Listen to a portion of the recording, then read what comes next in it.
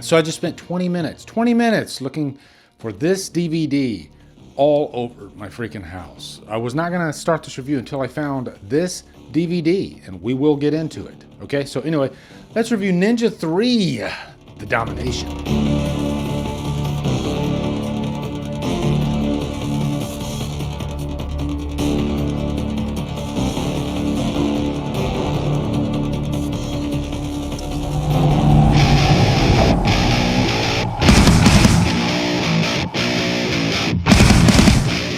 Ninja III: The Domination stars Sho Kosugi, Lucinda Dickey, and is directed by Sam Furstenberg. What's up, guys? Welcome to a deep cut catalog review. This isn't necessarily a slasher. It's more of like an action, possession, aerobics hybrid.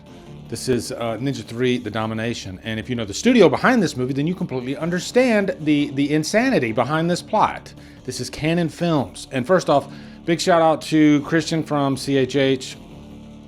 He did a recent video on this movie about there being two releases from Shout Factory for this. This is the second release where you get some more bonus features. And I had to buy this movie immediately after. Not that I haven't heard of this movie before. You know, I grew up as a teenager in the 80s, and I used to watch HBO, and they would have all these different, you know, classic slasher type movies, horror movies.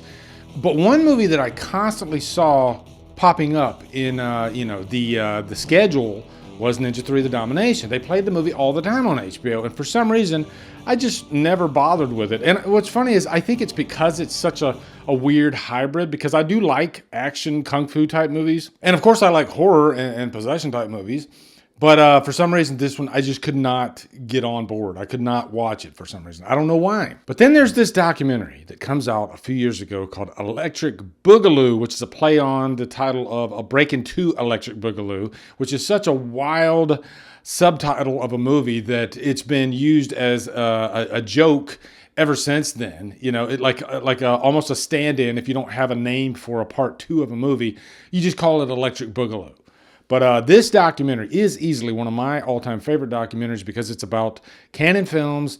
And, you know, there's like a mini documentary of so many Canon movies on this. And one of them is Ninja III.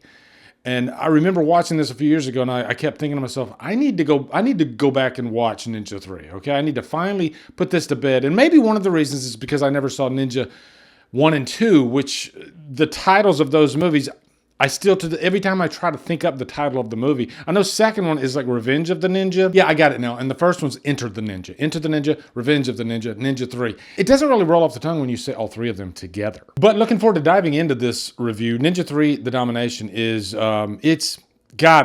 yes, it's bad. It's really, really bad. But it's a Canon film, and I think all the Canon movies have a certain stamp on them that somehow gives them a pass. And I think that is entertainment value. You're not bored whatsoever when you're watching any of these movies. You would swear that every take in these movies is probably a first or second take. And that just adds to the charm of the movie. And if you know the backstory of Menachem Golem and Yoram Globus, then you understand why these movies are the way they are, because these guys were pretty much like a cheeseburger factory in terms of cinema. They wanted to put out as many movies as they possibly could. We don't care about quality. Sometimes we make better films, sometimes we don't make such good films, but we do make films. It's almost like a lottery. Every fifth or sixth one's probably going to be a hit, right? And that's kind of what happened. There are some hits in the Canon Films catalog, but for every hit, there's at least 5 or 6 misses. Funny enough, Ninja III: The Domination, Lucinda Dickey was actually in the first Breakin' movie. She filmed this movie before the first Breakin' movie, but this movie came out after. And Breakin', the first one, was a big hit. So much so that they were going to make Lucinda Dickey their it girl, their go-to girl, and they were going to put her in all these different movies down the line. But depending on who you ask, I think they got kind of tired of each other, Lucinda and Menachem and Yoram. And, you know, they all moved on to better things. Lucinda became a stay-at-home mom. You know, she didn't really act that much anymore after a certain point. But she is kind of the star power of this. She is really capable as a leading lady. And it's a very strange role to be in. This was, I believe, her first acting role. She was actually an extra in Grease 2. and she saw Michelle Pfeiffer, and in her mind, she thought, hey, I could do this. And so she pursued acting. And lo and behold, I think her first role is a leading role. So that's pretty damn cool. So let's go through the plot of this movie. It opens with this ninja. You know, he goes into the mountains and he goes to this almost like a bat cave, right? Pulls out his ninja weaponry. And first place he goes to is a golf course and just attacks everyone on the golf course. And by the way, you never really know what the main purpose of the ninja is. Maybe you needed to watch the previous two movies before. This is heavily, heavily thin on plot, okay? But that doesn't matter. Don't try to piece together why any characters are doing what they're doing in this movie. Just sit back and enjoy the ride. He's on a golf course, right? Maybe that's just because they were lacking locations, so they found a golf course and said, yeah, we'll just start the movie right there. Why not? And that opening scene does feel like it lasts a good 20 minutes of him, you know, killing these people at a golf course and then being surrounded by the cops. And every time you think he's dead, he pops back up. You know, it's obvious that this guy is superhuman. But eventually, he's wore out. You know, they have depleted him of all of his energy. And so he ends up finding Lucinda Dickey, who plays Christy, our main character, and he passes his spirit to her. Boy, does this sound familiar. Yes, it does. Halloween Ends. I could not help but think of Halloween Ends as I was watching this because it's pretty much the same plot. When Corey goes into that sewer and he sees Myers and he looks Myers in the eyes and the spirit of Myers or the evil or whatever passes to Corey. Same thing happens in this movie. And similarly, Corey's not fully the spirit throughout the first part of the movie. He gradually comes in and out of it as it eventually takes him over. Same thing here with Christy. Also, Christy is a lineman. She works for the telephone company. And when I joined the military, we had to do like a fear of heights test, and we had to climb to the top of one of those light poles. And it can be pretty scary. And behind the scenes, she actually had to do some of that training. So after that, you're sort of getting to know Christy's day-to-day life. She is really into exercise. She leads like an aerobics class. It's the strangest gym you can possibly imagine. Maybe every gym in the 80s was like this because it's like one building, one room, and then half of it is all these women doing aerobics and bending over, and the other half is all these guys working out and sweating profusely and staring at the women. It's hilarious. So of course what happens after that, she gets her a shower, she goes out, and she gets attacked by like 5 different guys. And of course the ninja spirit takes over and starts cooking fools with all those idiots that try to attack her. This movie just has that vibe of let's hire extras. It feels like they give the extras lines in this movie, which is hilarious. Because the lines in this movie, they are just so surface level. And, you know, just hearing some of the lines that they're yelling at her, you know, some of these guys, it definitely has that 80s vibe. And then there's this guy, Secord, played by Jordan Bennett. He is this cop, and immediately he just latches on to Christy. He wants to go out with her so bad. He does not take no for an answer. And the way he ends up winning her over is he insults her and calls her a bitch, right? That's what you like, right, women? So then here's the scene. If you know this movie, everybody knows this scene. There's this love scene. And she takes V8 juice and pours it on her neck, and then he has his way with her. The fuck are you doing? Strangest freaking scene. It's so Canon Films you can't even imagine. And there's a funny backstory behind that scene. Not really funny, but there is a story behind how they ended up with that, and you're going to laugh when you hear it. That's all that was around on the craft services table, just a can of V8.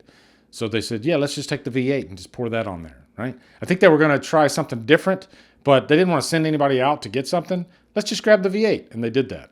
And by the way, Canon Films, they are well known for a high volume of nudity in their movies.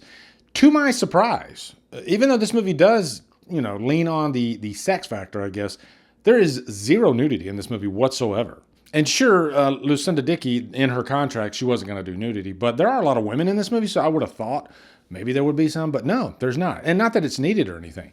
The reason I say that is because this feels like it could have been rated PG or PG-13, you know, because, yeah, there's violence, but I mean, you look at PG-13 movies today that have violence that is just insanity, much more violent than this movie. So I think that if this movie came out today, it would be in the Walmart dumpster fire, first of all, but it would also be PG-13. Now, there are all these moments in this movie that I like to call the MTVO video moments, where you have Christy She looks in her closet and it's just like a beam of white light coming at her. Looks like one of those like Memorex commercials. And then this sword that looks like it costs $1.23 comes out of the closet, and you can clearly see the strings grabbing the sword, you know, if you really pay attention, especially on the Blu-ray, which is awesome. I love that type of stuff, you know? And I can't commend Lucinda Dickey enough for taking a role like this and giving it her best, giving it her all, and just rolling with it, because there are some really silly scenarios in this movie. And I think part of the fun of Canon films is that they do take themselves seriously. You know, they don't really wink at you like, hey, we know this is silly. They play it off like, hey, this is a very serious movie. And she rolls with that. But there's a couple of moments like that, and visually they are interesting looking, especially the one where she's looking into the Bouncer arcade game and there's like a red light coming at her face. Kind of reminded me of that movie Looker. There's a lot of scenes like that, I think, in the 80s in these like B-level type movies. But eventually she realizes what's going on. Her boyfriend takes her to this shaman who has this massive mole. You can't not notice it. And he performs this spell on her. And then this is the possession type scene of the movie. And I think a lot of possession scenes are pretty effective in terms of if they're trying to scare you. I don't know if this scene is trying to scare you, but it is really funny, especially when she starts spinning. Now, if you're into like fight scenes, action scenes, this movie definitely has a lot of it. And if you're into stunt work, so many great scenes of really fun stunt work in this. You'll have like ninjas jumping on top of cars, punching holes through the hood, performing like inhuman feats, like jumping from the ground to the branch of a tree. There is a scene actually with a stuntman in this that he does really somehow parkour his way up to a tree. Now, let's talk about Sho Kosugi. I haven't even talked about him yet, but he, I believe, is in all three of these movies, and I think he plays a different character in each one. But the story here goes that the only thing that can defeat a ninja is another ninja, and he happens to be a ninja coming over from Japan. He finds out about this, or he's been chasing this ninja. And so he's kind of the guy that's 2 steps behind the events of everything in this movie, and eventually he catches up. And then there's this big showdown between him and sometimes Christy, because the spirit is in her. And then once the spirit comes out of her, then the actual person. And he's in the form of like a dead person. And just a little side note, Lucinda Dickey actually did some of the fighting in the ninja getup. And you could tell when we're watching the performance. Of course, the scenes that are more dangerous, then a stuntman stepped in. But, she was definitely game to do as much as she could in the way of stunts, which was cool. And you will be able to tell that they had to do some reshoots because there's like a whole segment at the end of the movie. By the way, the final showdown does go on for way too long. And I think maybe they intended on chopping it at a certain point, but then they just kept going with it. And so they had to bring her back. And you can see this wig that is so freaking noticeable on her. But guys, this movie, it definitely is filed under so bad it's good. It's so freaking fun to watch. I've watched it twice already. I wanted to give it 2 good watches before I reviewed it. You're definitely going to have a blast with it. If you drink, definitely drink while you're watching it. That'll make it even more fun. But also, if you love Canon films, you're going to love this. I can't stress enough how fun it was for me and how bad of a movie it is. It does have everything that a bad movie has, bad acting, some action scenes that are a little bit laughable. But on the flip side of that, it does have some really great stuff in it too, on both fronts. Well, maybe not the acting. But Lucinda Dickey is a very capable leading lady, and I think she's a big part of what makes this movie fun to watch as well. So I can see why they wanted to make her their kind of it girl. So I'm giving this a purchase worthy. If you like Canon films, buy this immediately. You'll have fun with it if you've never seen it. I'm sure many of you have seen this movie. Let me know down in the comments what you guys thought of it, if you enjoyed it. Do I want to watch the first 2 ninja movies after watching this? No, not really. I don't know why, I just don't, but this was so freaking fun though. And funny enough, I never, ever, ever hear those 2 movies mentioned, right? It's always just this one that people talk about. So there's something about that. There's something to that, right? I think it's kind of a cool idea that they had a ninja movie and they passed it to like an aerobics instructor. So yeah, I've talked too long about this, but yeah. Anyway, let me know what you guys think down in the comments. Also, be sure to come over to Killer Flicks, where we talk horror all day and every day on Fridays, Rudy Feel for Fridays. Follow my Drumdums on my social, support me on Patreon, become a channel member, buy me a coffee. Anyway, guys, thank you so much for watching. Have a good day, and Drumdum out.